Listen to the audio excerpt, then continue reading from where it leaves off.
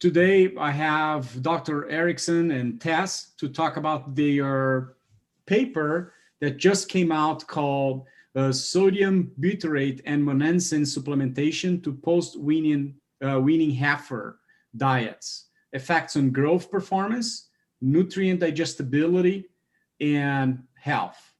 So I'm Phil Cardoso, University of Illinois. Then I'll ask Tess and Pete to introduce themselves, tell a little bit about you. Hi, I'm Tess Stahl. I'm a current PhD student at the University of New Hampshire. I just completed my master's also at the University of New Hampshire in December 2017. Agricultural 2019. 2019. 2019, thank you. I have a current study, so I wake up, so early time.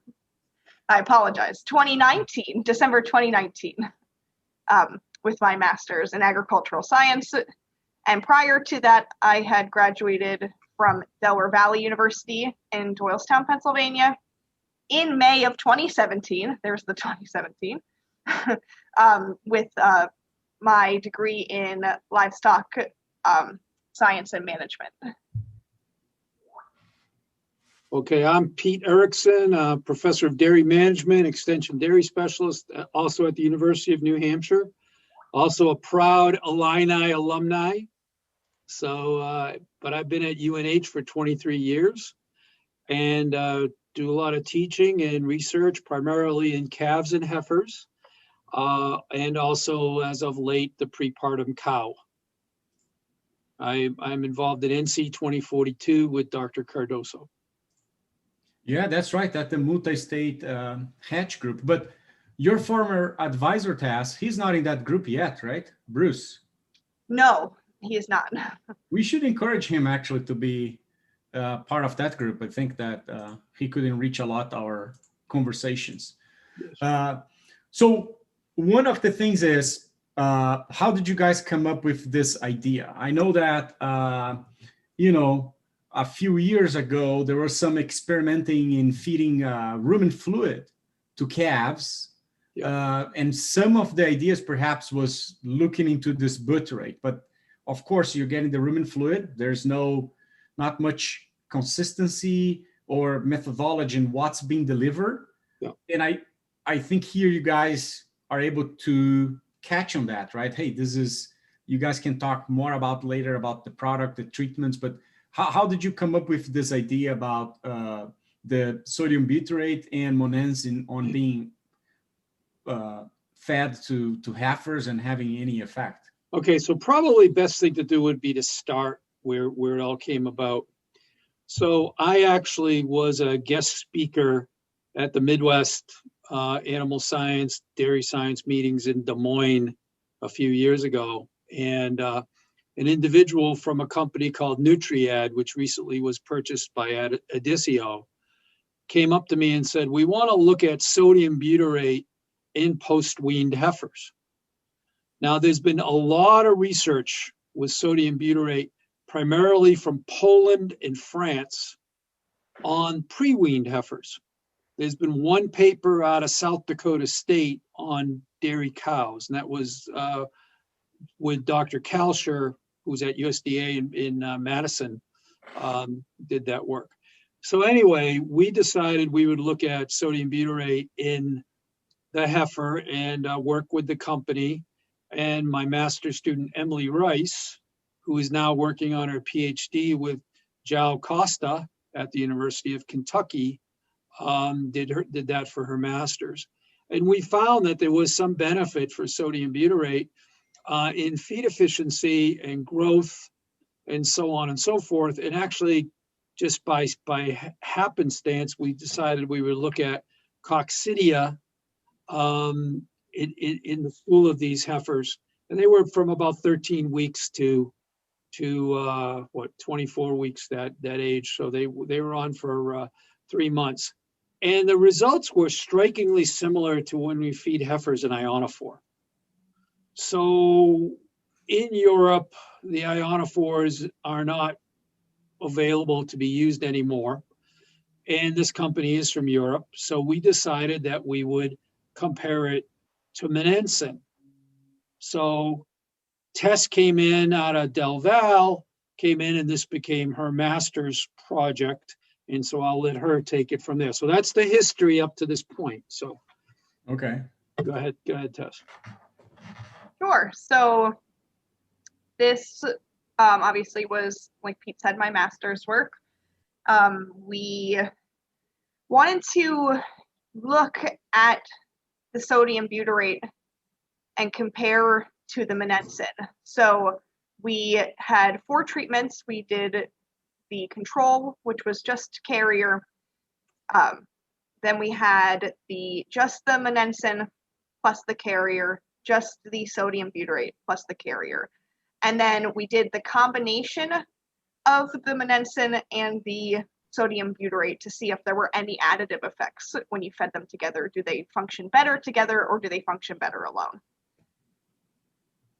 So and the carrier that you use here, it's pretty much soybean meal, right? Yes, soybean meal. And then you had 40 heifers, 10 per treatment. Yes. And they were, I have 84.2 days of age. So after weaning, of course, body weight around 100 kilos. So they were 99.8 plus or minus 10. That was kind of the age. And so coming in to the trial, you already suspected that soybean meal, that the sodium butyrate would add to monensin? So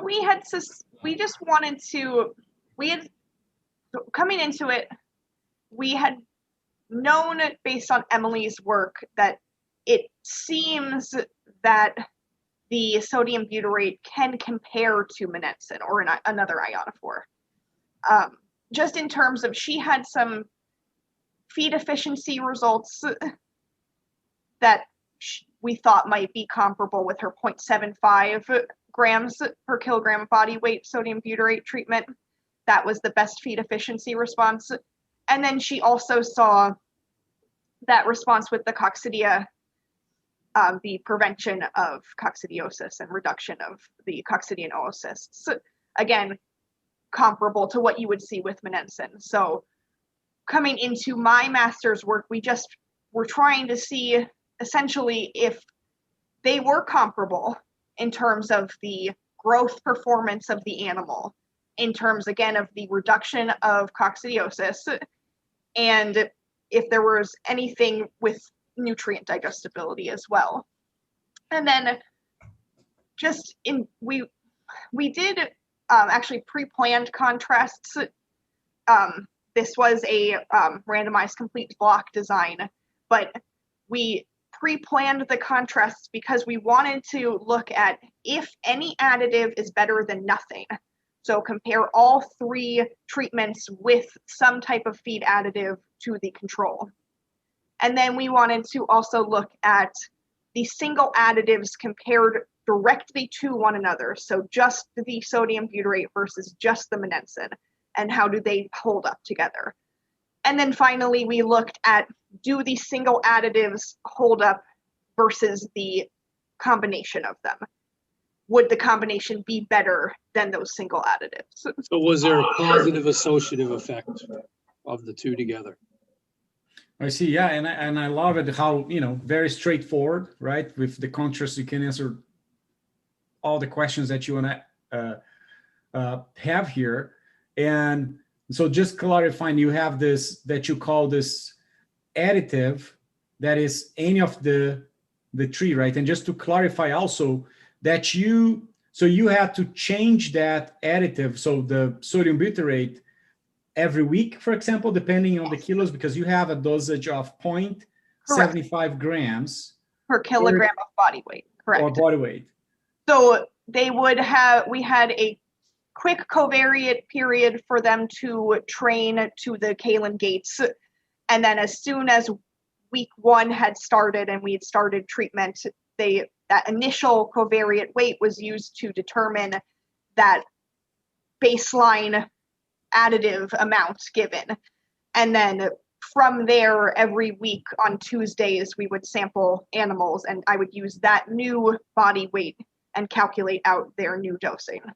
Okay, so that dosing was changing, the same thing with the monensin that was at 1 milligrams per kilo. Kilogram, correct. Okay. And And then so you had another treatment that was both of them. The combination, correct. So the combination was 1 milligram of monensin per kilogram of body weight plus 0.75 grams of sodium butyrate per kilogram of body weight. Okay. When you guys were thinking about the ionophores, did you debate about monensin versus lazolicid, or did that come to the conversation, or no? Not really, because the Emily's response was primarily on feed efficiency. Mm-hmm. And, you know, majority of the cattle, the dairy cattle, are fed monensin as it is. I used to work for the company that used to make lasalicid many years ago. And, you know, it 6 to 1, half dozen of the other, but I thought it would be more appropriate to use monensin in this study, just because it was the more commonly used ionophore. Okay. And then you have those 4 treatments, and then you combine them in your statistical inferences with those contrasts on additives, and you call it MSB, that would be monensin and sodium butyrate. Correct. And then you go from after weaning and you go until when? So you start them at 84 days, and for how long did you feed those heifers? So the heifers started, they were about 13 weeks old, and then they were on trial for 12 weeks. So 25 weeks of age when they went off. Okay. So in 2 digestibility phases within that. Yeah, one at week 3 on study, and again the second at week 9 on study. Yeah, and that's kind of interesting, because I saw 2 tables and I said, well, I think I saw this table already. And then I figure out, oh yeah, okay. And so what was the thought process about doing, why not just at week 10 or 11? Why you wanted to capture those 2? The next study, we're going to do that. Go ahead, Tess. No, you can take that one. Okay, so because rumen development is a continuous change. It doesn't, you know, dogma says by 8 weeks of age, the rumen is developed. Well, it's not an open and shut door. It takes a while. It's gradual. It goes over time. So we wanted to see, is there an effect early on versus later? That's all. That was the whole premise behind it, to see if there was an effect, you know, 3 weeks in versus 9 weeks in. I see. And when you guys were feeding the treatments, did you see any indication of that they don't like it, or? Well, Nutrient actually, because I know sodium butyrate has a reputation, shall we say, of not being as palatable. Little smell involved there. Smells like vomit. Not cow vomit or people vomit? Human vomit. No, really, it does. Very strong, very pungent. But Nutrient actually did recently change their formula. They added a little bit of a dextrose. Maltodextrose specifically. Yeah. So it was to bind. So when they were processing the sodium butyrate product, I guess it wouldn't stick up in the machinery. That was the initial purpose, but I actually did notice that it provided a sweet smell, and the calves loved it. Yeah, they did. They went crazy for it. We really didn't notice any difference in Emily's project, which did not have that in there, and it did stink. But the calves did eat it. Okay, and this you would put over the whatever is grain mix that you were feeding them. You just put over, and they would eat everything. Tell them how you fed your calves. So I did just a little bit of hand mixing into the TMR. So they couldn't sort. They would hopefully have their treatment. Now, I do understand that with that, we're not positive, I guess, that they ate all of their treatment. That would be some argument behind that process, but we just use the basis of the blood metabolite measurements that we saw were indicative of the rumen development. So we could assume that they ate all of their treatment, or if not most, that they were supposed to.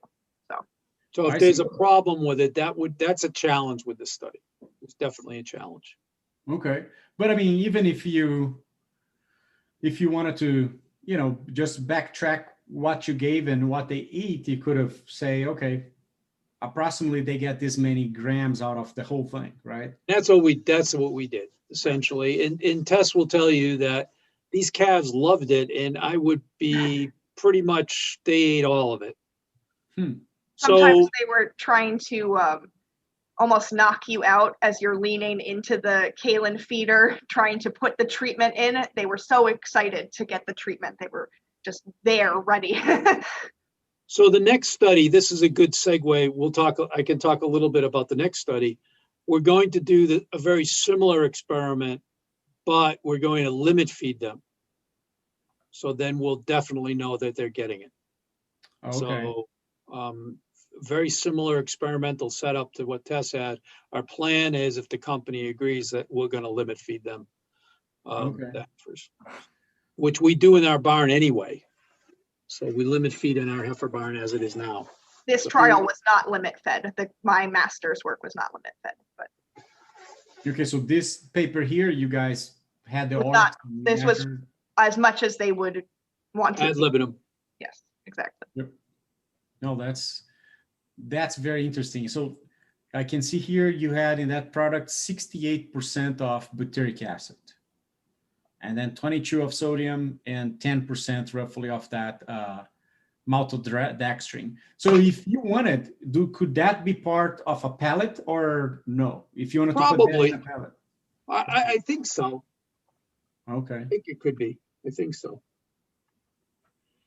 Cool. Then you fed those calves, and what did you find? And tell me more about this coccidia count here. Did you do it, or you just sent to somebody? But no, I did all of it. Let me tell you something, Phil. My grad students do everything. Oh boy. They feed their animals. They do it all. That's that unique experience, huh? Yeah. Yeah. Yes, So you did have help with the cocci counts, though. I had some undergrads that I trained to view the slides and what the coccidian oocyst looks like. What are they looking for?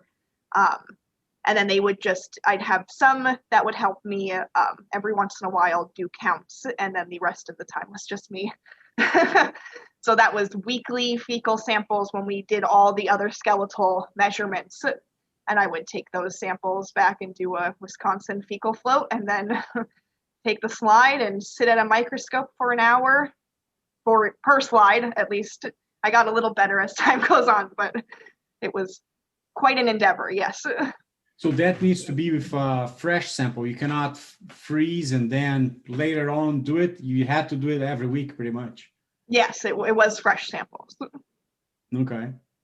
And the samples keep a little bit once you run the float, so you can have, once you have the almost, I guess, preserved sample on the slide, if you didn't view it immediately, everything should still be intact when you go back to view it. So if I didn't get to it the day of, I would usually go until the next week and view those slides until the next week, and then start with 7 plus more, I see. And I think that's coming from the monensin side of things, and also, of course, now with the sodium butyrate. But I wonder how much this is a proxy just as for calf health, right? That even in other trials that we don't report anything about it, and that may be a big difference in, hey, your farm, you have a bunch of coccidia or you don't have it. I don't know, especially now that, medicated feed is something that, it's not allowed anymore. So we're probably going to have some challenges here as well. And if you look at a lot of the work that, again, like Pete said, that came out of Poland, Dr. Gorka, and France, Dr. Giatow, they have seen butyrate's effect on the small and large intestine. There was a lot of data out there on how that has an effect there. So if you fed a protected sodium butyrate product, and then it gets to the small intestine and it starts to break down, and you have the sodium and the butyric acid, they know how the butyrate works there. And it does a lot with the intestine's epithelial lining, that there's a lot of healing that happens there. There's a lot with cell health, I guess you could say. So there's a lot of apoptosis happening. So regrowth, you can see that. And then in the large intestine, there's seen a lot of reduction in inflammation. So that's kind of one direction we thought, even though the product that we fed was not protected, it was an unprotected sodium butyrate. But we thought there is a percentage, more than likely, that winds up not getting fully absorbed in the rumen, going through into the small intestine and having an effect there. We think it travels with the fluid phase. So, and then, sorry, go ahead. It's very interesting. They use sodium butyrate in human medicine in suppositories for people with colon cancer, because it actually is as Tess said, it's a healing mechanism. It's a healing product. So it heals it. The whole conundrum that we're dealing with is this material has been thought to be basically torn apart in the rumen. But if it's torn apart in the rumen, how does it work against coccidia? That's the issue. And there's not a lot of data, but there is some that's indicating that some butyrate from the rumen will pass into the omasum, abomasum, and go into act onto the small intestine and large intestine. And we also thought potentially it could be the fact that sodium butyrate, right in it, you're adding sodium.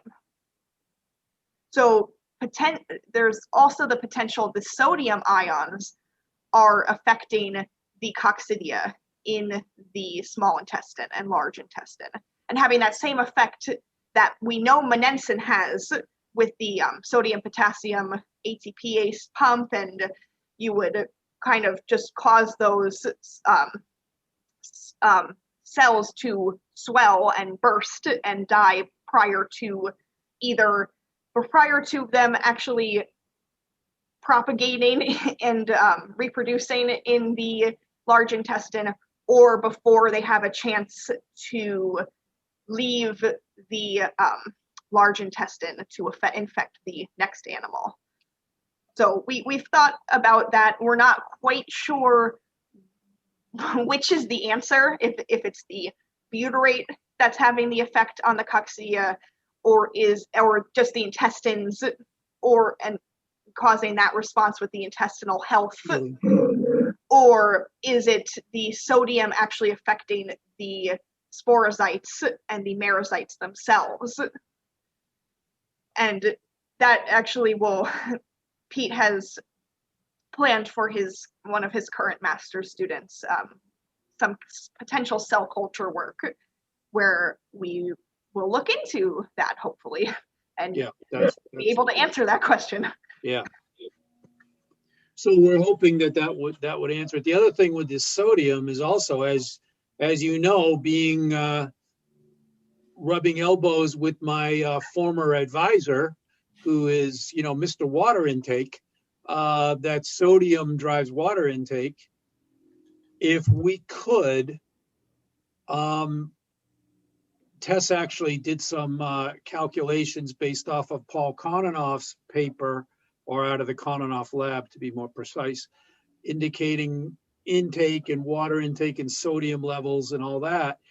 I wish we could have measured water intake in our facility. We can't do that.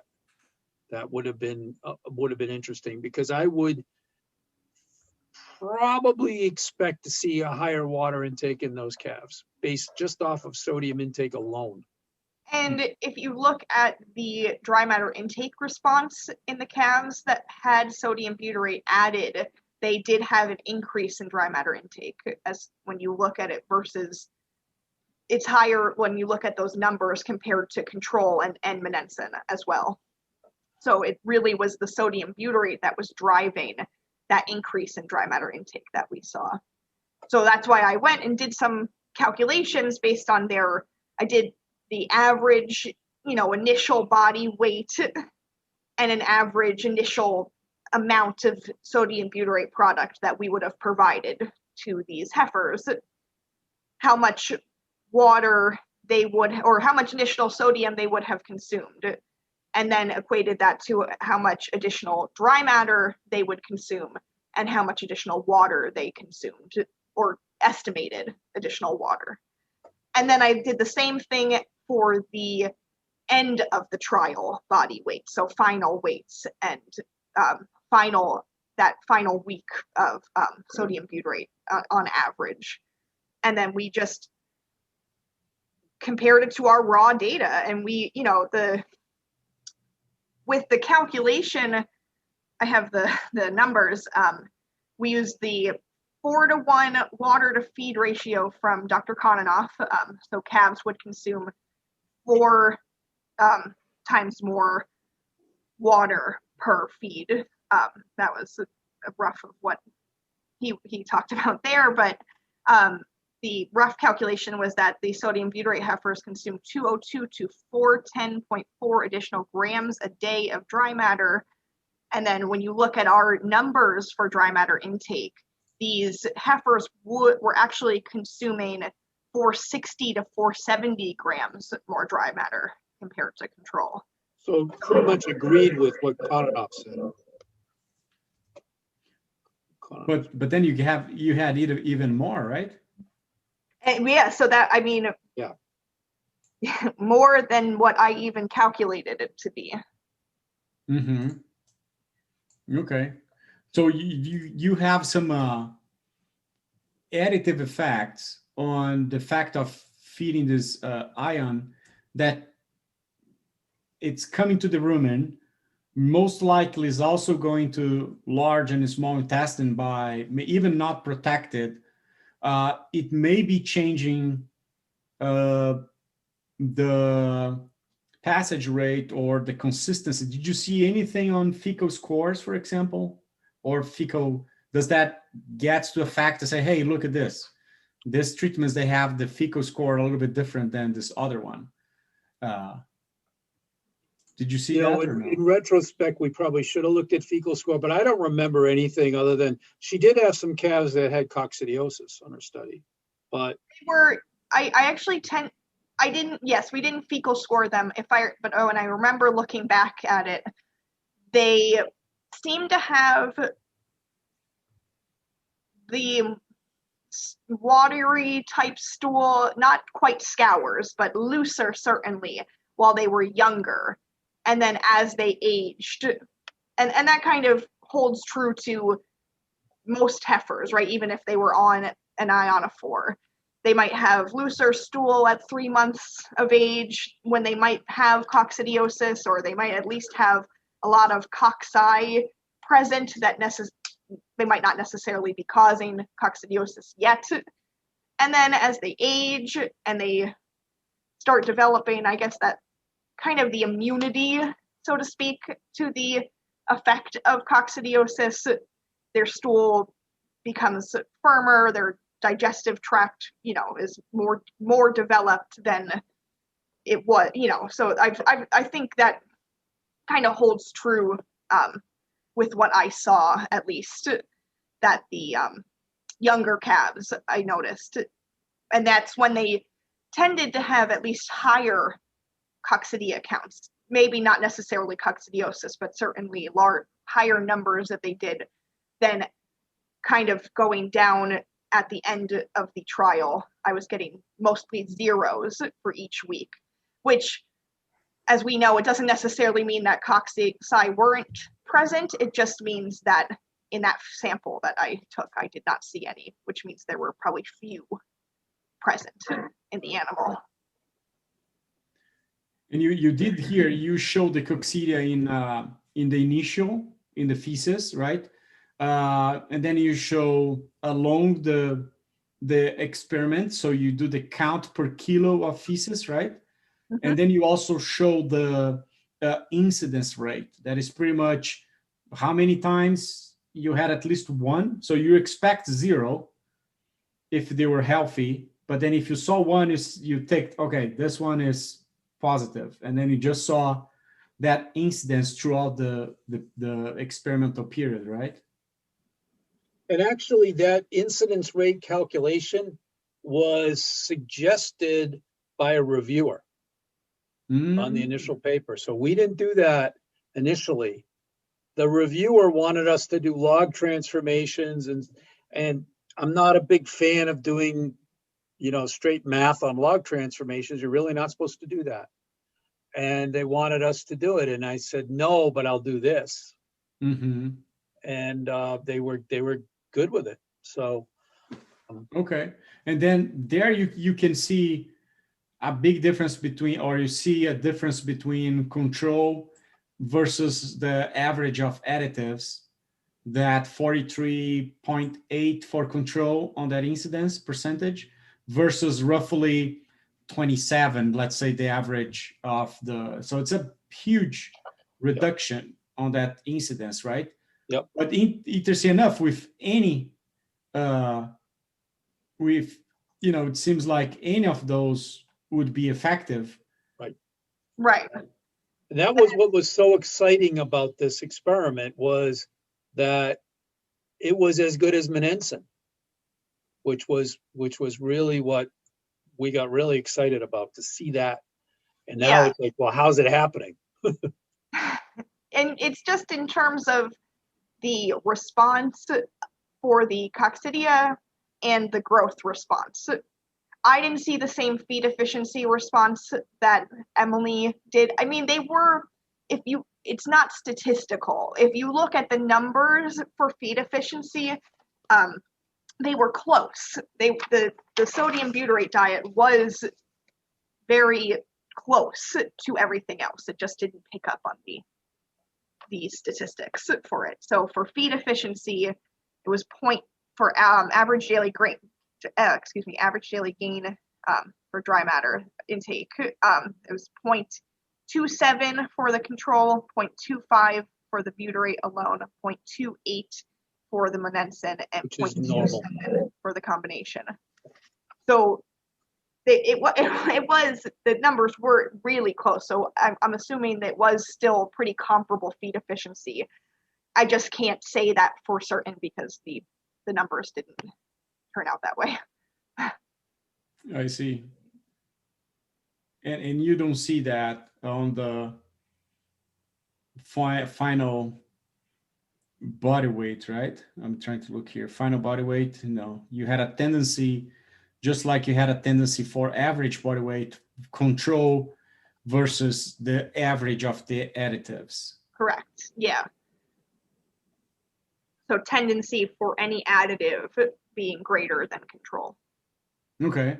So if you think about performance in the sense of body weight or average daily gain, they seem to be comparable, right? Your treatments. Now, when you go to coccidia, again, they seem to be comparable in the power that they have to reduce. And again, to Pete's note there that, hey, there's something going on down the lower track, because that coccidia probably is not damaging the rumen, or that's not just that only effect, right? Right. So there must be something going on in the large or small intestine. Right. And so how's it getting there? That's the question. Okay. Well, when it gets there, because this was unprotected, is it the sodium ion or is it the butyric acid? That's the biggest question that we have right now. And I have a feeling that it doesn't take much to elicit the response. So even if it's 90% of what she fed got absorbed in the rumen, which could very well be, it might just be a little bit. That's all it takes to get the job done. Very interesting. Then if you're thinking about that, you know, the ion pathway, let's say, right? So let's say we calculate the decad of this diet. So probably you had a more positive decad on those treatments as well, right? Yep. Now you think if you just fed other ions, if you had, I don't know, magnesium, would you have the same effects or no? If that's the case of probably, I don't know about magnesium, but probably potassium. Potassium. I did also have a thought, at least in reading a lot of Gorka's work, that he indicated there's calcium butyrate, which would pass. It would not be absorbed, or it's not as soluble as the sodium butyrate is. Kind of like a megalac. So I thought it would be interesting to compare a calcium butyrate versus a sodium butyrate. And in that case, you might have the answer of, is it the butyrate act if you see the same cocci, or if you don't in the calcium butyrate, but you do in the sodium, then it's the sodium. So we've thought about that. I'm not doing that work, but we have thought about that. Yeah, and it just reminded me, so this 40 heifers, they were all on the same pen or they were separate? I'm just thinking about the shedding. Two pens. So I had a pen 1, which was I deemed for younger animals. And then as they aged up and kind of almost grew out of the Kaelin gates, because they were much shorter down, much meant for those 3-month-old animals. But so our barn, the pens in our barn are designed for the size of the heifer.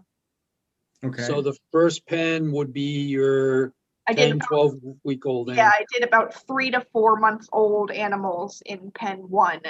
And then as they got too tall and could maybe reach over and try to steal from another Kaelin gate and another treatment, I would bump them up to the next pen. So she had 2 pens next to each other. So I wanted to point this out. The only difference was the fact that the treatment was through the Kaelin gate. So they were commingled. They were commingled through the whole thing. What's even more impressive that that the cows on the additives, the heifers on additives, they were exposed to all that shedding from the control. Correct. Right. So so there was some protective manner. It was just not that you reduced and then they didn't get reinfected, because probably they were challenged the whole time. Oh yeah. Yes. In the barn, Phil, I don't know if you've ever seen the barn here. No. It's 1989 was when it was built, and it's showing its age. So okay, it's not as old as the barns on at Illinois, the old barns that I did my work in, but they're showing their age, and there's been a lot of heifers gone through that facility. I see. So it must be something that perhaps avoids that oocyte or that oocyte. I'm not want to say oocyte. What do I want to say, Tess? The eggs. Can I say? Yeah, the oocysts. Yeah, they would actually shed out into the feces. Correct. So the oocysts, even though they were ingesting maybe or exposed, those ones maybe were not developing, or they could not be able to develop to the right. That's kind of where we thought potentially it could go. So the herd. So I just had a revelation.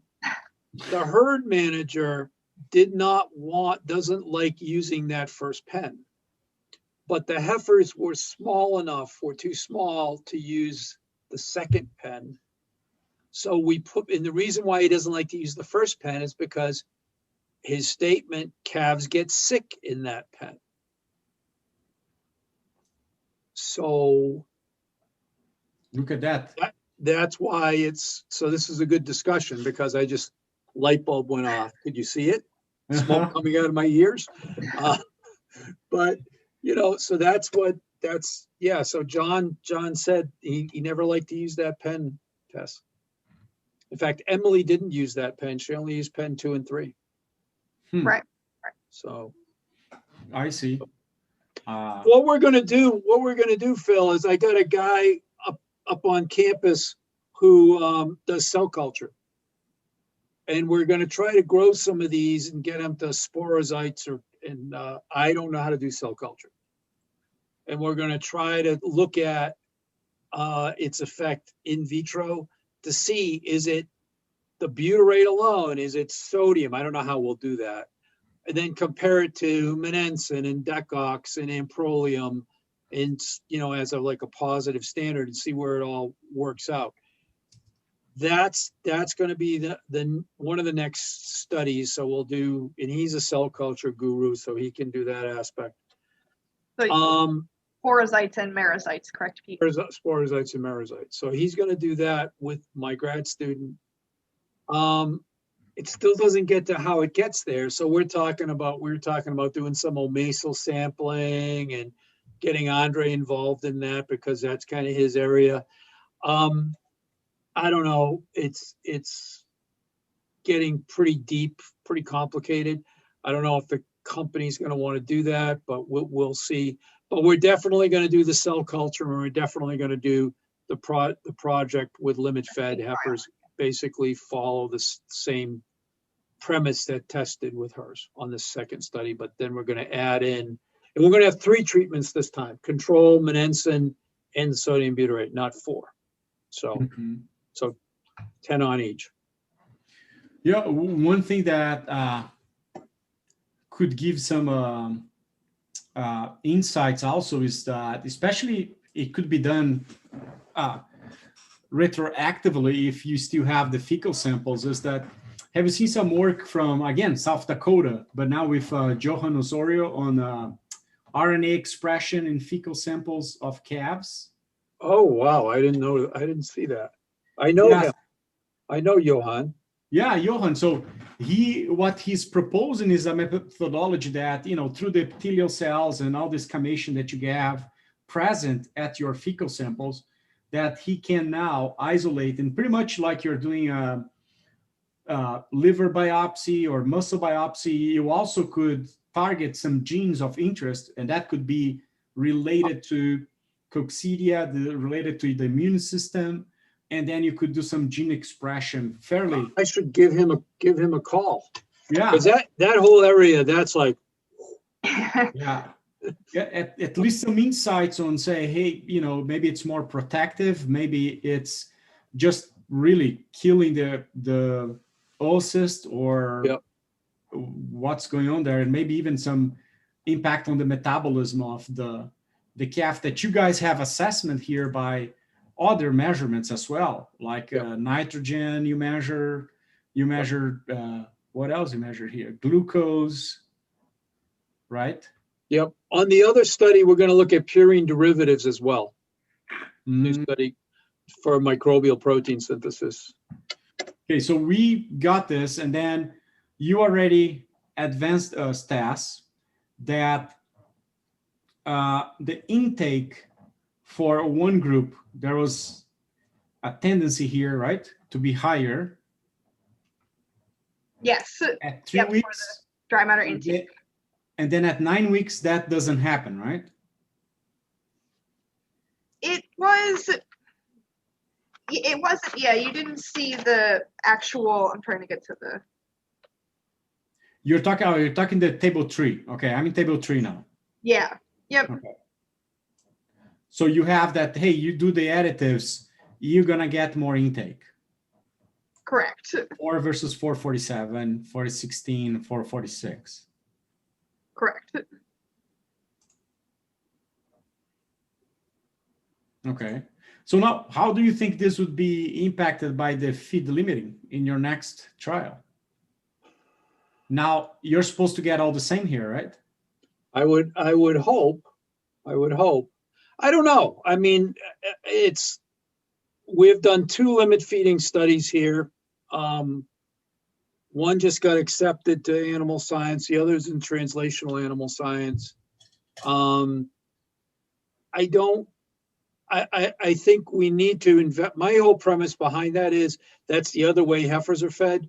So we probably ought to evaluate that, because that's the other way heifers are fed, to see if there's an effect there. And if it improves efficiency even more, because that's the whole premise behind limit feeding, right? We improve efficiency of heifer growth. So if it improves it even more, so much the better. So that's kind of where I'm coming from with that. Just from the standpoint that this is another way of doing it. That's real. So I have no preconceived notions other than it should respond similarly to what Tess found and Emily found in the original study. But perhaps now you get more difference on that feed efficiency, or Yeah. a bigger bigger range on those numbers. Yep. Right. So Yep. Yeah, that's very interesting how they can adapt for that, right? By knowing that it is feed limiting, okay, now I need to convert better, absorb better, because I'm being limited. That's kind of very interesting. Yeah, it saves a lot of work because you don't have to grind orts, right, Tess? Yes. Thousands of feed samples we processed. Oh, I processed, but Yeah. And that's a lot of time. They do all their own work. So it's I spent a lot of time in front of a drying oven, a lot of time in front of a feed grinder. It was a lot of work. Very worth it, but a lot of work. Yeah, but that's good. You're seeing the results already. You have a paper here. That's not very common. Yeah. Or a student already with a paper and you're not even done with your PhD, right? Yeah, this is her master's work. Yeah.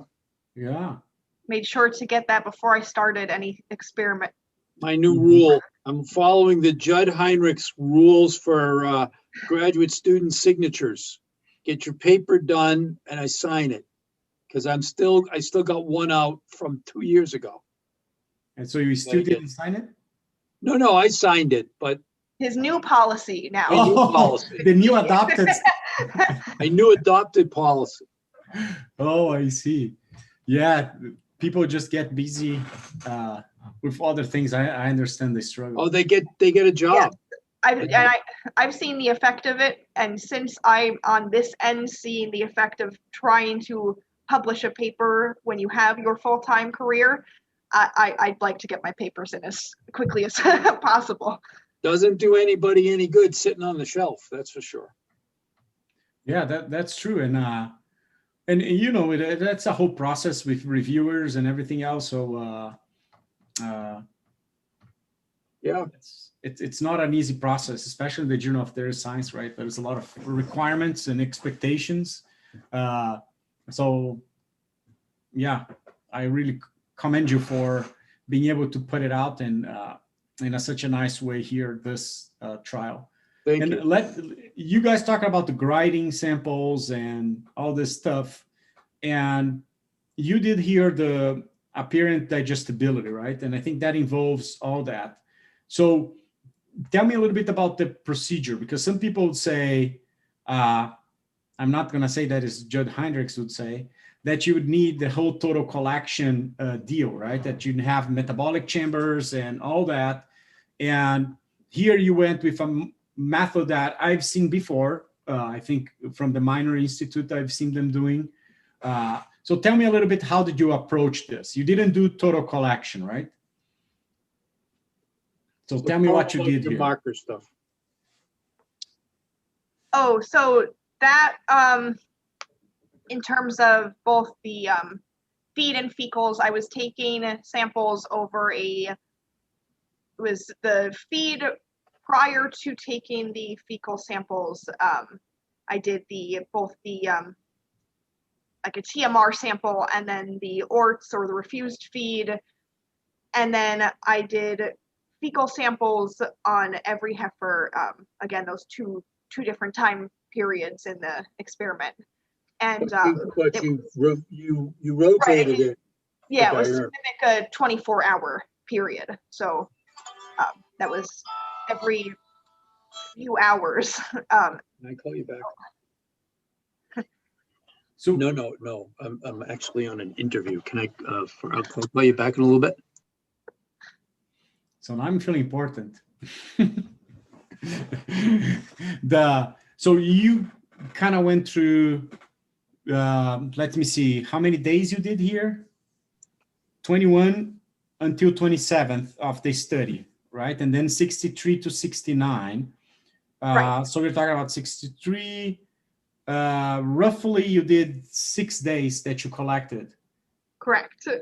And that was first days were feed, and then it would be feed and fecals, and then at the end it would just finish the fecals. So let's say it's 5 days. You collect feed, and then with the lag of 1 day, you collect fecal. No, orts. Oh, sorry, orts. And then fecal. And then fecal, and then you do that you did for all of them. Yep. And then you composite that in one sample. So you have one TMR, one ort, and one... Per calf. Huh? Per calf. Per calf. You had that. And then you had that at 3 one weeks. fecal. Correct. Right. And one fecal. Then you had that at 9 weeks as well. And the other thing got to remember too is the calves entered the study when they aged in. So it wasn't like everybody was the digestibility phase was all at the same time. So sometimes if I had 2 heifers that started on the same day, I would be doing 2 week 3s and then 1 week 9 at the same time. So it was very intermittent when I would be doing samples. Sometimes it was just 1 heifer. Sometimes it was 4 or 5 heifers, depending on their start. And I told her that sleep is overrated. She can sleep when she graduates.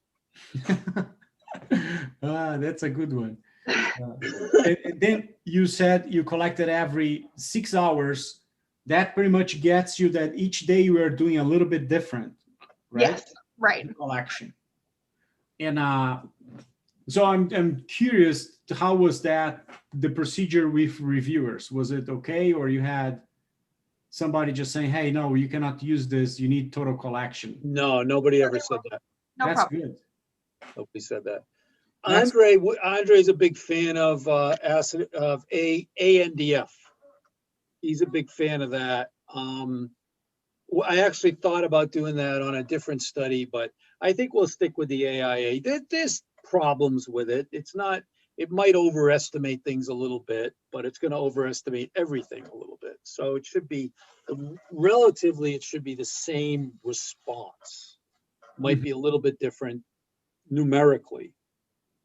Yeah, so, you make a good point that you are, comparing those treatments. So in that space, you should be good to go. Something is affecting the whole thing, not just not one treatment, right? Right.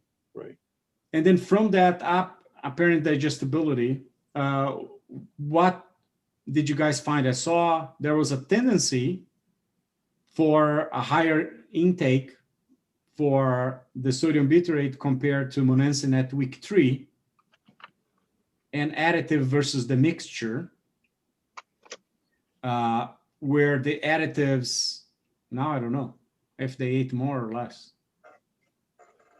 Go ahead, Tess.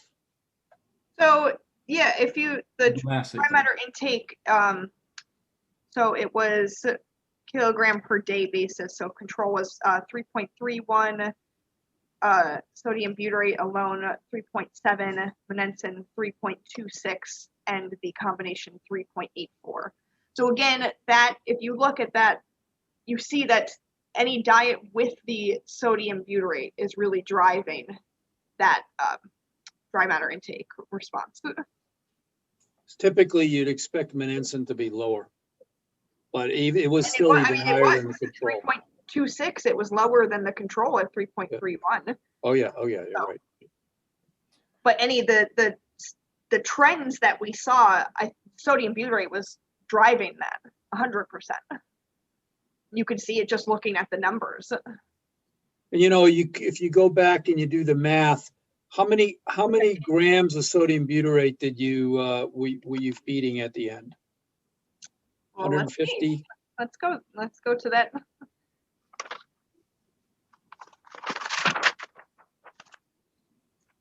And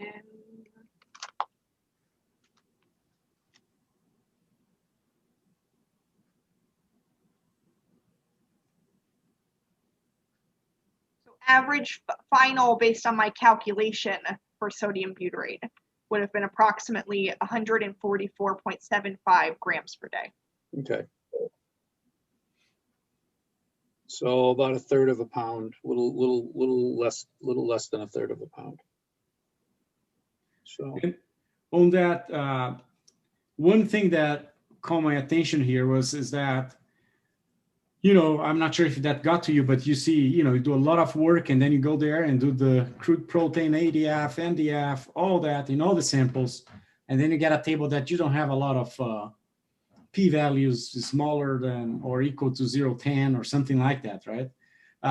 But I think that's also important result saying, hey, I don't think it matter much for these things. So the next guy doesn't need to do it again, right? Exactly. Additives didn't necessarily change digestibility. That's pretty much one thing that caught attention that you saw statistical difference here for starch, but again, you could argue that the range goes from 99 to 99. Like ridiculous, you know. It's like 4. Yeah, but it's a statistical, and your standard error is pretty small, so that's fine. But that could already allude to, hey, maybe in this beginning, the starch, because of the development of the rumen, was was more relevant. Then when you go to your 9 week, right, that you saw that difference or a tendency on the NDF. Yeah. And interesting enough, digestibility of NDF, correct me if I'm wrong, but it was higher in control, 55.9 versus additives that was around 50%.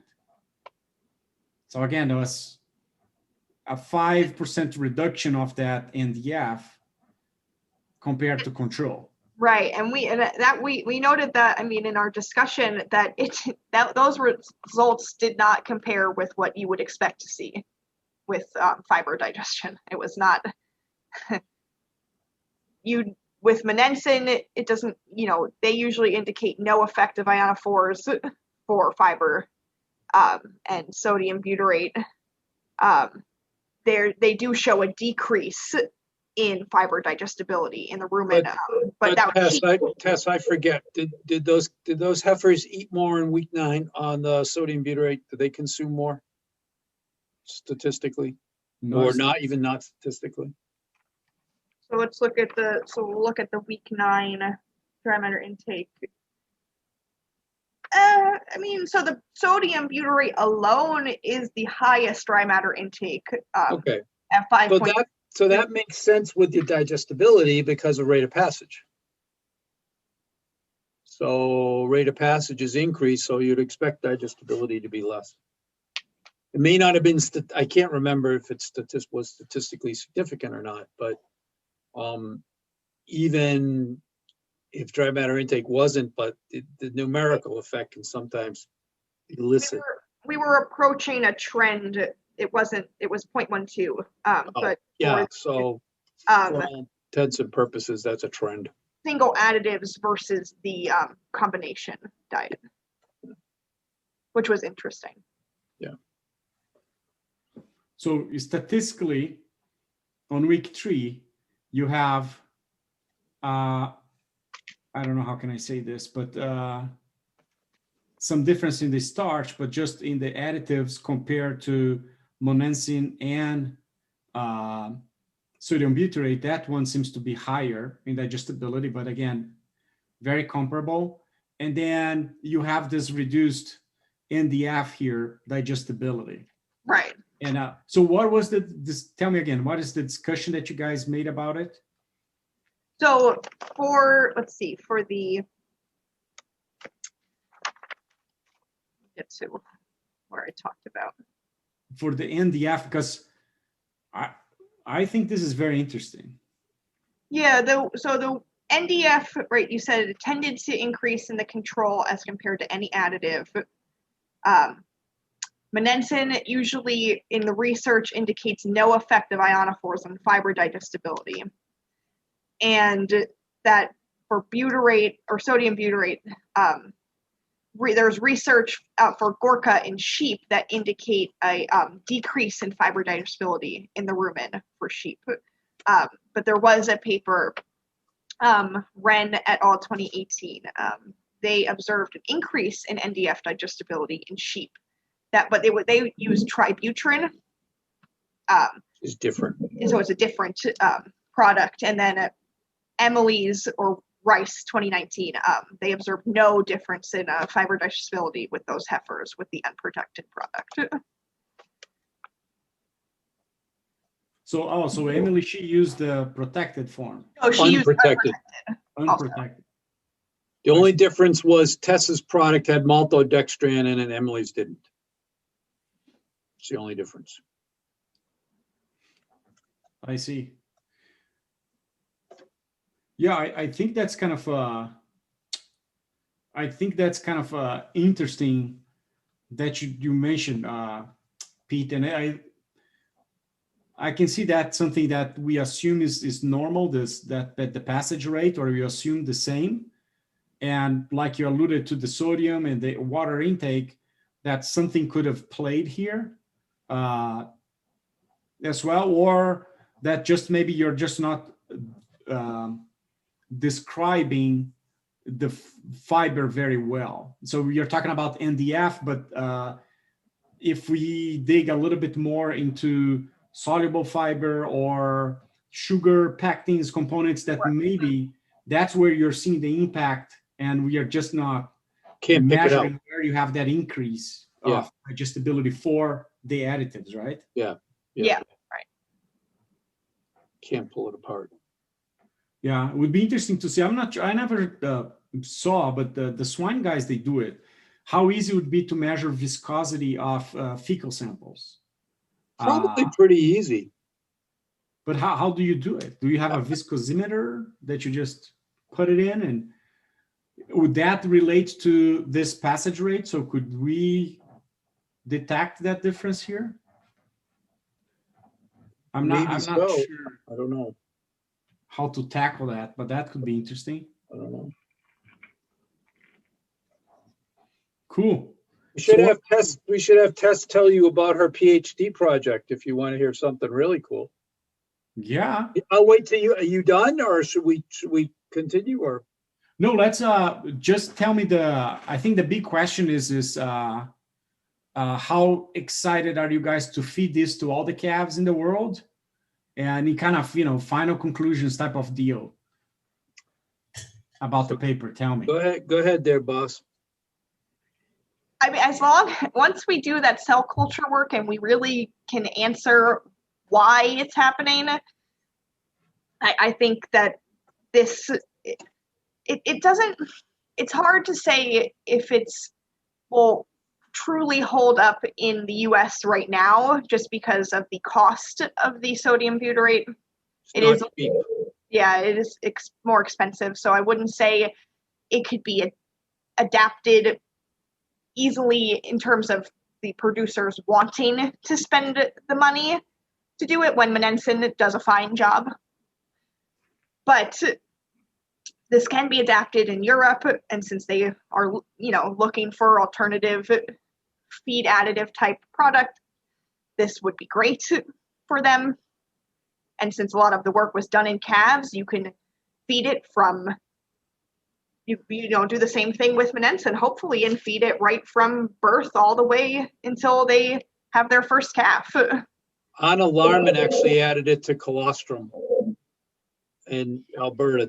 It didn't benefit there, but Gorka and Giotto's done it with milk replacer and starter, both one or the other, and saw some really good benefits in Poland. So you're seeing, we already know there's a ton of research with that pre-weaned heifer.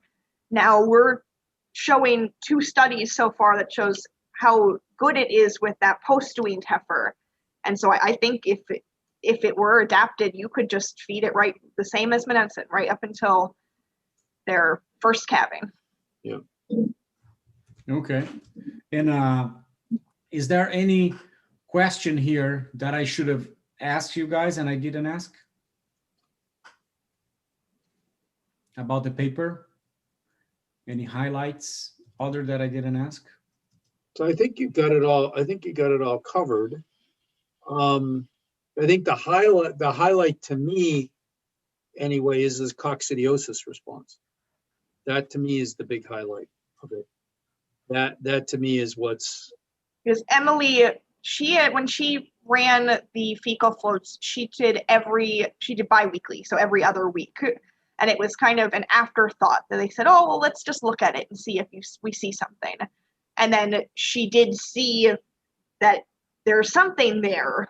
So that led, when I started this project, Pete said, okay, we'll do weekly fecal floats. And clearly we did see that response with the and I was skeptical on Emily's. It could have just been just a random effect. But then when we see it again, now I start thinking, well, something's going on here. But what is it? Mm-hmm. And then hopefully if there's the next feed trial, we see it again. Yeah. And then we do the cell culture work and we hone in on what might be happening here. And it will be very, very interesting for coccidiosis, for sure. Yeah. And I think also it already gives like even some motivation to go to, farms and do some kind of more applied type of work on the product or not, just to get bigger numbers. Again, you're still going to have to do the work at your University of New Hampshire to figure out what's going on, right? Like you're talking about the cell culture and trying to understand this metabolites and how, but there's something that plays with the immune system, right? That it's very encouraging, I would say, right? Yeah, we're pretty excited. Okay. Thank you very much for your time, guys. Yeah, let her tell you about her doctorate work. You'll get a kick out of this. We might need some Illinois help on this. Yeah, just tell throw me. it out there. So there was a paper out of the Washington State Veterinary School on the low colostrum production in jerseys and potentially why this happens. It's the only paper that exists, firstly, on jerseys and colostrum specifically. Second, just on this phenomenon of low colostrum quantity. And so that they did the work was done, the paper published out of Washington State, but the work was done in Texas. On a commercial herd. Commercial herd, right. And it was very interesting. They saw that the multiparous cows particularly were affected. So you'd see that in the summer, the quantity of colostrum would be high. It was about 6 kilos, Pete, right? Yeah. And then right around November, they would dip. November, December, January, maybe even into February. It would be low. So we're talking, it would go from 6 kilos to 3, right? 2 or 3? Less than that. Less than that. It was a very significant drop. In December, half of the cows. Now this is a 2,300 cow herd. Half of the cows that calved in December that were multiparous produced zero colostrum. Wow, big deal. And then in March, they would come right back up again. It would probably, if it was 1 or 2 kilos, they went back up to maybe 4. So not as high as the summer, but they would start to go back on that trend again. Normal. So go ahead, I'm sorry. Oh, it's okay. We read that paper and thought that was interesting. And then Pete had gotten contacted from former students of his in Maine, and they were wondering, they have the issue, and they were wondering, what are we doing wrong? What is it us? Is it nutrition? Is it management? What can we do? What can we do to fix it? They milk 300 jerseys up in just about 60 miles north of here in Western Maine. And it happens every fall. You could time your watch by it. So we literally thought, shut down. yeah, and we thought, Very okay, good herd of cows. so there's something here. And then Pete went to a talk out in the Midwest. No, Utah. West, so yeah, Utah. And was discussing, he just kind of threw that into your cat. It was a calf talk, right, Pete? Yep. Okay. So he just threw it in and just said, hey, any of you Jersey producers, do you see this problem? And one of the producers approached him after and said, let me get my nutritionist over here and let's talk about this. They did have that issue. And the nutritionist said, well, it's really weird. We had a really negative DCAD. And I don't remember the numbers. Let's say they were at I don't remember either. Let's say they were at 200. They probably weren't, but then they said, we just decided to make it leaning more positive. We went to a negative 100, probably not the number, but again, that big shift, and then poof, problem gone, problem solved. Jerseys produce, everything's fine. So we decided there's something here, we need to look into this.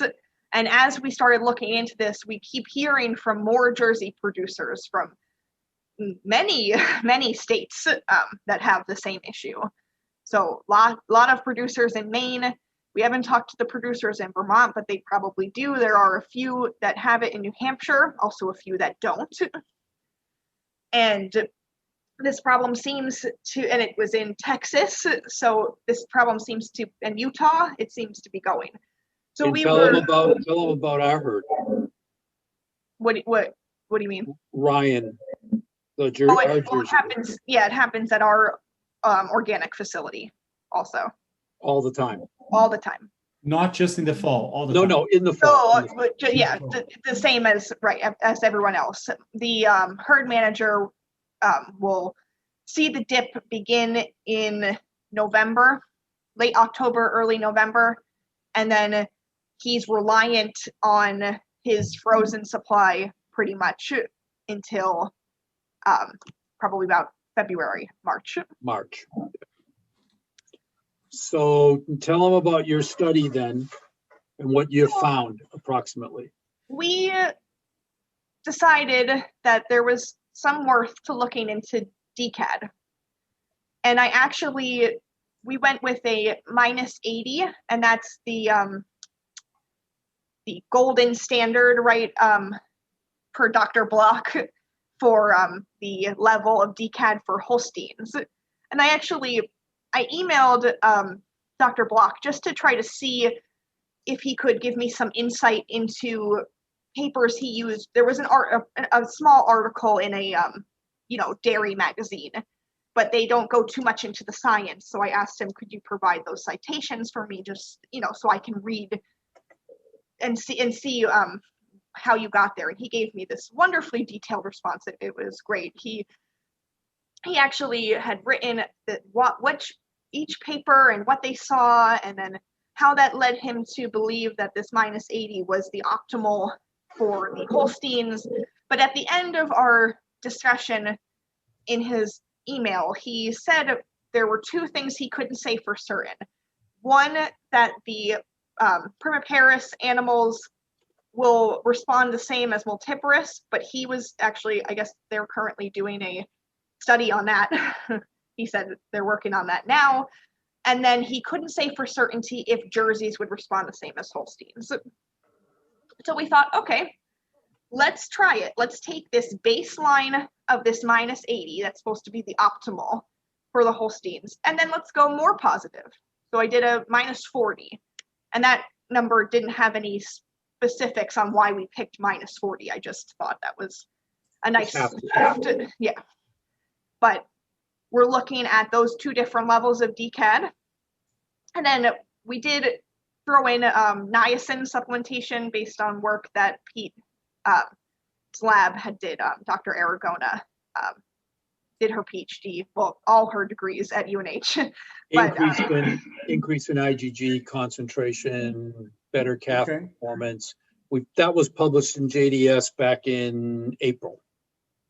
So we just kind of threw that in just to see if the jerseys respond the same as she had seen with the Holsteins. 2x2 factorial arrangement, -40 with or without 24 grams of niacin, -80 with or without 24 grams of niacin. Okay. And so that study is ongoing. So I'm still working on that currently. I'll go until actually July probably of next year. Yeah, at the end you only have one cow on though.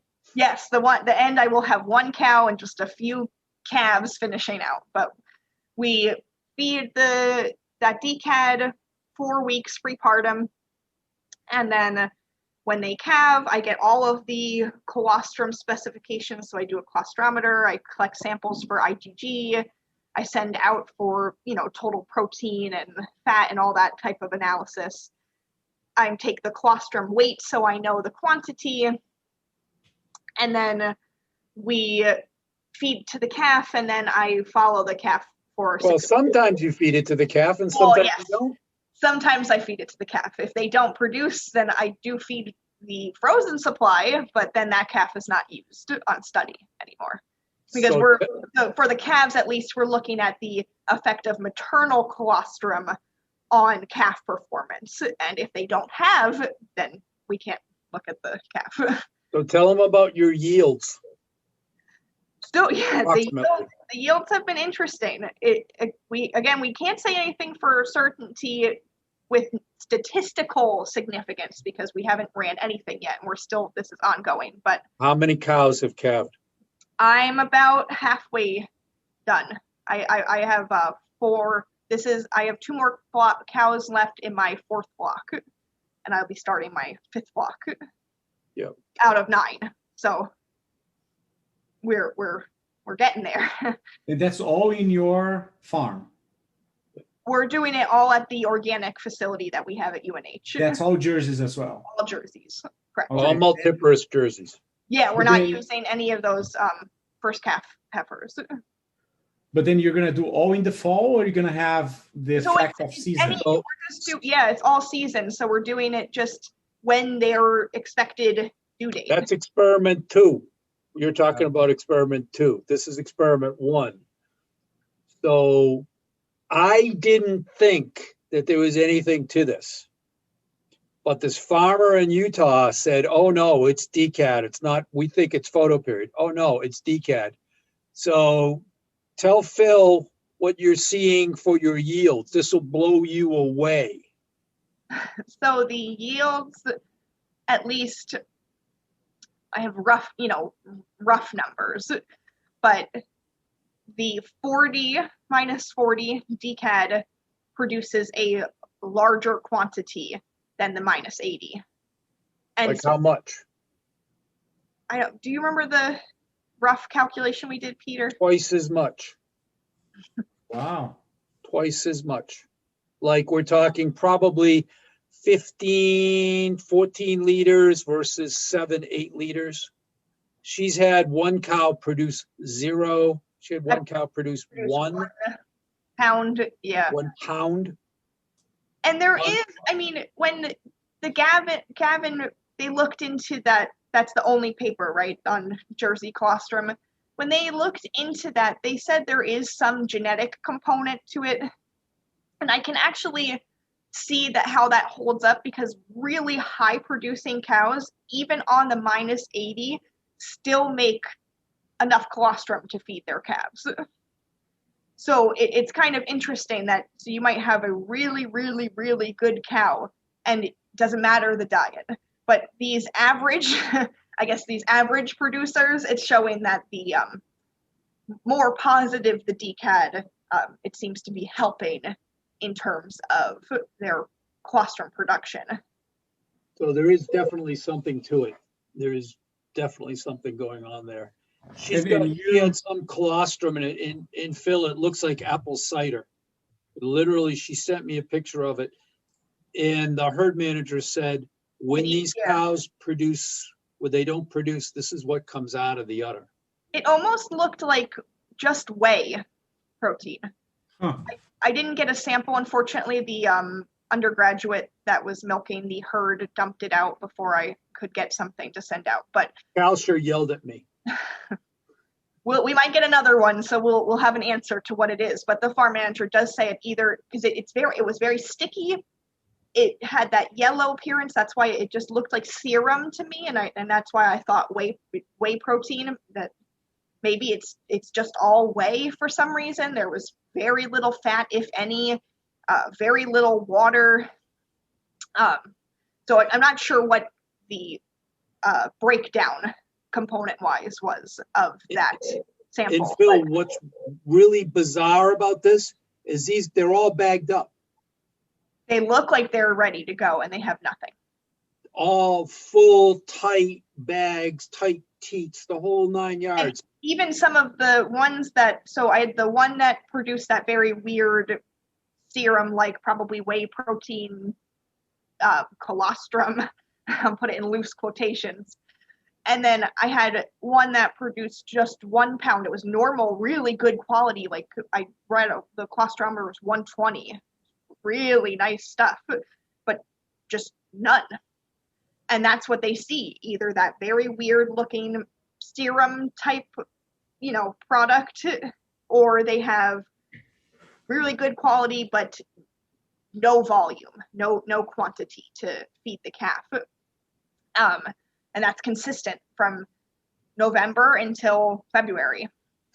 And but the interesting thing, though, your study started in July, and even in July, the cows that were on the -80 still produced a lot less than the cows that were on the -40. Yeah, and the first block of cows, I had 5 pounds and 7 pounds, I think, were the first two on the -80, and then you compared it to, I had a 24 pound of colostrum, and it was probably like a 12 or 13, something like that. They were significantly different already in July. The lower we're going with a 2 liter of maternal colostrum minimum. So even though, that 5 pounds of colostrum was still enough to feed the calf for the minimum amount we've decided upon, but it's not a lot. You're not looking at a lot of volume there. So it's been really interesting. We didn't, like Pete said, we didn't expect to see, we thought maybe there's something there. And now that we're seeing what we are, we're actually going to look into now different levels of a more positive leaning DCAD and really hone in on. So the -40 seems to be good, but it's probably not like the ideal or the optimal that we want. So let's try to zone out which one is. We might do a +20, a 0, -20, -40, or something along those lines, and really look into it. And she is there for every calving. So she's there when the calf hits the ground. I have the moo call devices that text your cell phone when a calving event is happening. I'm there all the time. That's interesting because, some comments is that, it's very anecdotal. I never saw that published, and that maybe would be more in a vet journal than anything else. But it was, when I was a practitioner, we knew that when it got colder, Jersey cows would get more milk fever than Holstein cows. That was for sure. Yeah. Even if there was a fair or the night would be cooler, some of those Jersey cows, multiparous, they would come with some milk fever issues. You'd have to give some calcium, and then everything would be okay, right? He's had one cow come down with a metabolic disorder out of the 16 that calved. But she had a history also. Yeah. So she was likely to get it a second. Yeah, so I think that So I think jerseys and calcium, there is something unique that I don't think we understand very well, but it's there, right? And I think when you are playing with DCAD, right, one thing we know is that most likely your -80 treat cows, they are excreting more calcium than the -40 as well. And I wonder if this negative, what is the association with the amount of calcium that you're feeding? This is a different question, right? But let's say if with -80 you have 180 grams, 180 grams of calcium instead of 100, would that fix the problem? So my point is, we are looking at the negative DCAD, but would that indirectly be calcium? So I think that's one thing that you're going to have to answer one question at a time. You cannot. So how much calcium do calciums here? They're similar across the treatments, right, Tess? Yeah, it should be.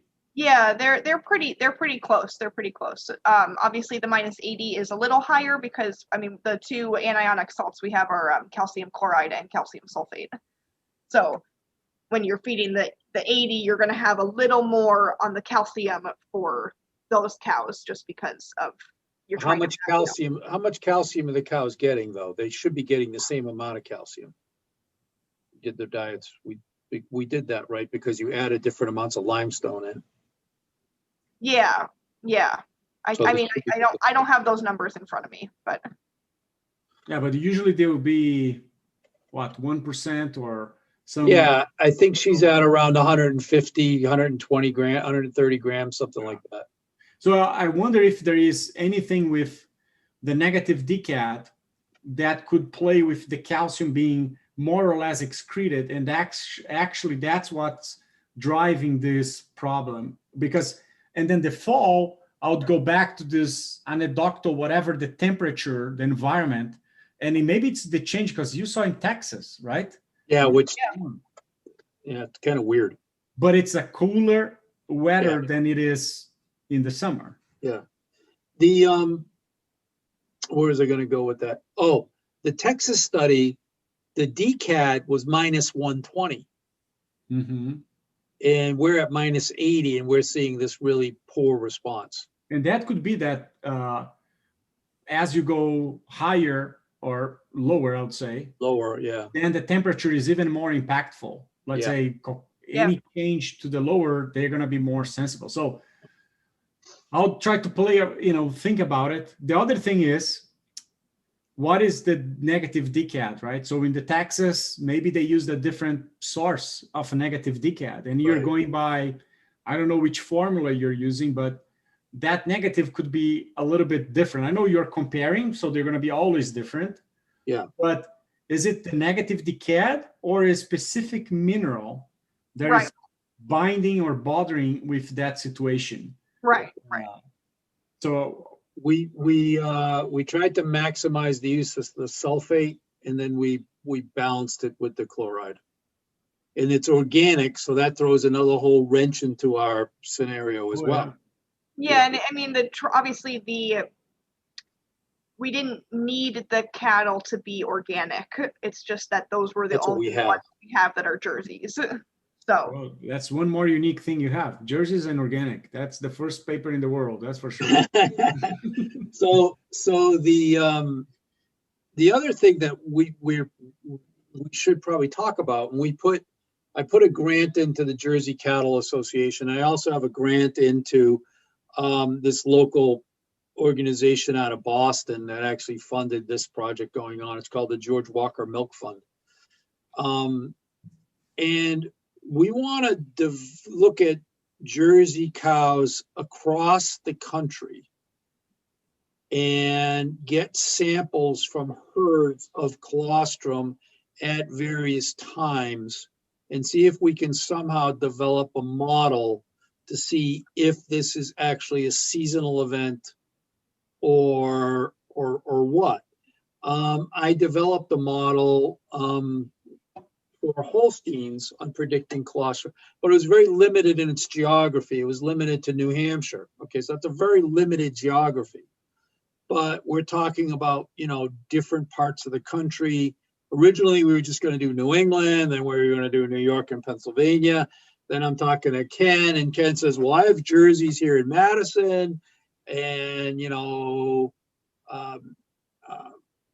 and we have, yeah, we were thinking that if we got data from throughout the country to develop the model, all of this information, they have to be DHI, so we have previous milk records, so we can look at, you know, the yield and amount of protein and fat, et cetera, but and then the time of year that they calved and the weather, right? That was another one, Pete. You looked, yeah.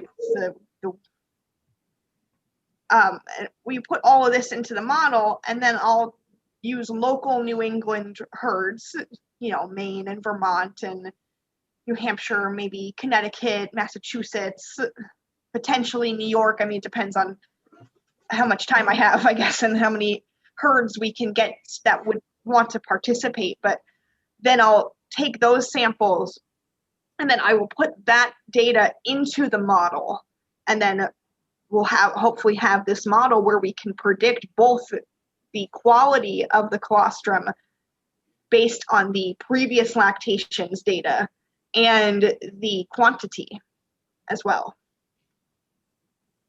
So that's kind of where we want to go with this, and that's why we're, you know, we're talking about potentially, you know, collaborators. And if you've got some Jersey herds, you know, they would have to send the samples out. We would have to pay for them to send it. Yeah, you know, all that stuff. And they would have to, you know, harvest it, let us know when they harvested in relationship to when the cow calved. And we were even thinking to add on DCAD, ask them what their DCAD is. Yeah. And then just see if there's any effect again on the DCAD when you put it into the model. Do you practice photo period? Yeah, you know, all that. Because I do think there is something to do with photo period and all this. There's something with the seasonality. There's a little bit with the genetics of the animal. And then it seems that there's something in the diet that we're, I guess, manipulating to increase that performance for the animal pre-partum. I think Phil's right. I think it is connected with the calcium. I do too. But there was something there that we just, you know. Yeah, and then I was trying to find here. There was an abstract in an ADSA meeting that they were talking about the DCAD on the negative DCAD prepartum and the impact on DOAs, dead on arrival. Yeah. So when Pete mentioned that, you know, they're all bagged up and all that, well, but maybe they're not really ready to calve, and that negative DCAD is just pushing them to calve earlier, because that's in a metabolic acidosis, right? So there's this thought that could be inducing the cows to calve earlier than they should to do. And this trial, I think they found that the negative DCAD influenced the DOAs at the farm. That was in the last issue of Hordes. Okay. And they talked about it, and I brought that up to you, Tess, about he looked at the correlation of the urinary pH. Oh, really? Yeah, being exactly. Too low. In this one? Yes. Oh, I didn't read yet. Yes. Who is it? Is it the guy from Minnesota?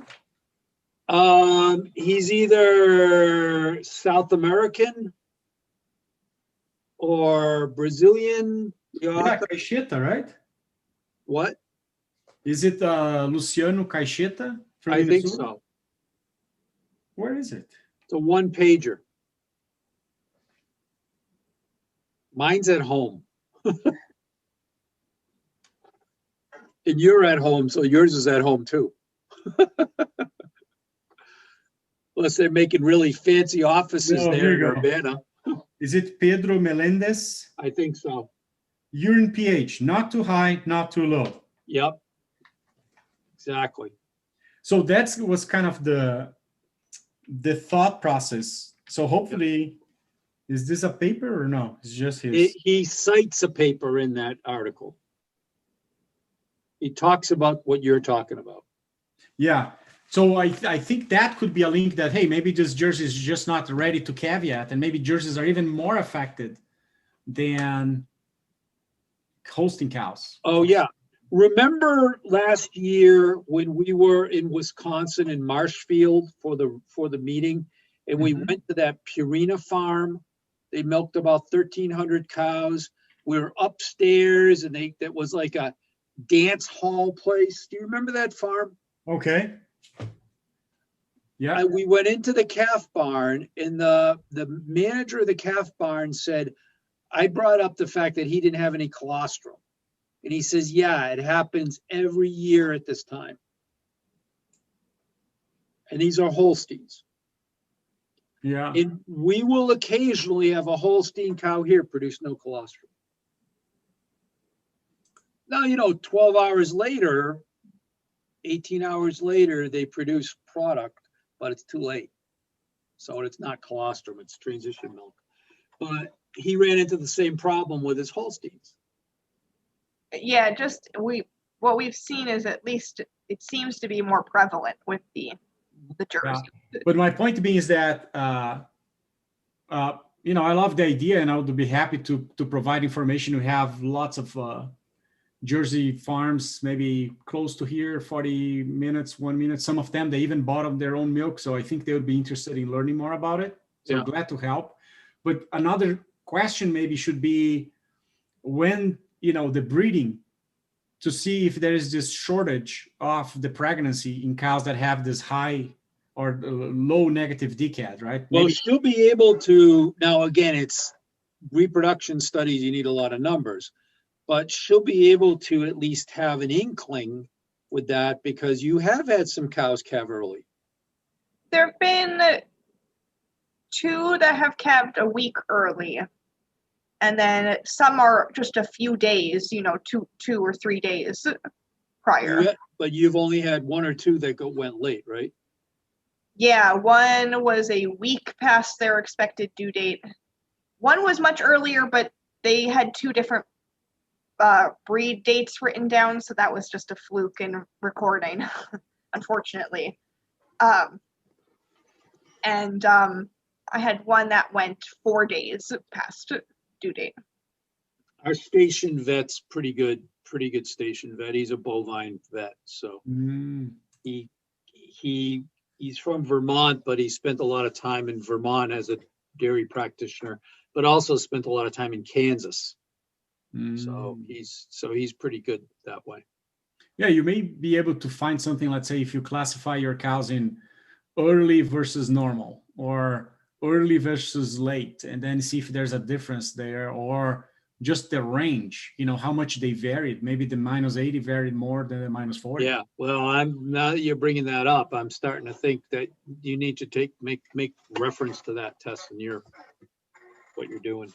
And we might, and it's a good point, because we might even be able to put that into the model, that we want to do. What was their, were they at expected due date earlier or later? We can maybe do something with that kind of touching into, do the herds that have that problem have earlier calvings, or later? Yeah. Because with the control energy diets, I don't know, 4 or 5 years ago, there was the thought, oh, you put that and then there's no colostrum after. But then they would stop doing that and no colostrum as well. The no colostrum in the fall keeps happening. Yeah. So it doesn't seem to be the straw deal, but maybe it's like the DCAT. Some people thought about the protein as well. Not enough metabolizable protein. But we don't know how does that get affected with the negative DCAT as well. Right. Right. So, no, I think it's a cool idea. Yeah. Very exciting. Yeah. So we are excited. Yeah. Kind of cool to see this. Well, good. Very good, guys. Good. You were very generous of your time. Well, yeah. Well, we appreciate it, Yeah. Thank you, Philippe. Yeah. Thank you very much. Thank you so much. Okay, bye-bye. Appreciate it. Thanks. Take care.